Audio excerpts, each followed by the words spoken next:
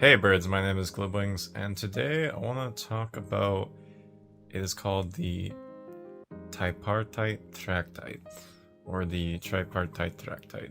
So, I want to talk to you about something. This is this is going to be a very different kind of video for Life of a Let's Player. It is what is called ancient wisdom and what I've learned. So the Tripartite Tractate is basically a banned. It is an ancient banned text, but I'm going to tell you something really interesting about it. So, in the Tractate, it talks about three types of human beings. There's the Hylic, the Psychic, and the Pneumatic. Now, these three types of human beings are the three different fates, or fate-ish, I should say, because there is free will. That each type of human being will face, depending on the type of path that they choose in life.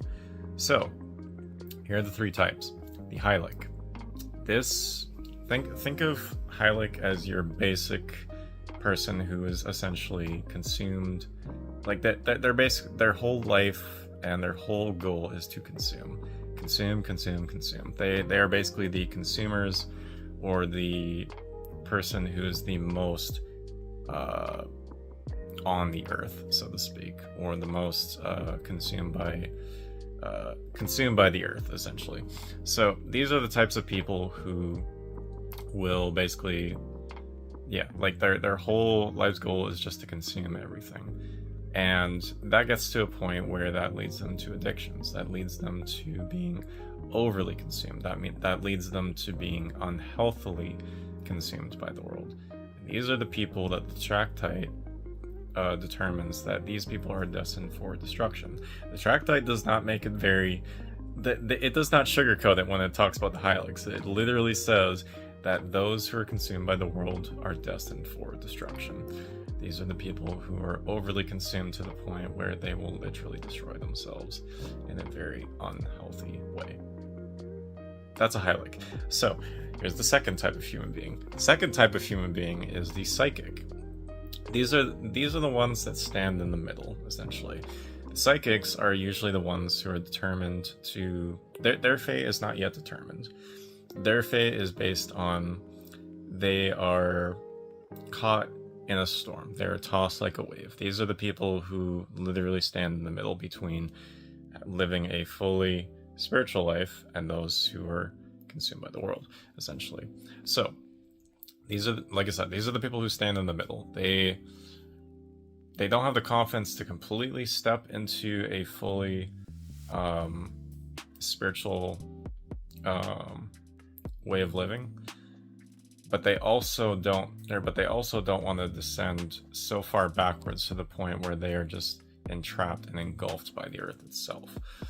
These are the types of people who, again, their fate's not yet determined, but they have the potential to be either or, depending on which one they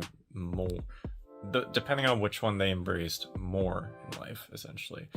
They have the potential to embrace more of the world and be consumed just like the Hylic, but they also have the potential to step into a more spiritual sense and become more or less, and embrace their own divinity, essentially. So that's the Psychic. Now, here's the third type of human being, and this is the one that's on the polar opposite. These are the Pneumatics. The Pneumatics, essentially, are people who have fully embraced a spiritual life. These are the people who want to focus on their ascension and their spiritual growth more than they want to focus on anything that the world has to offer, any consumerism-based standpoint.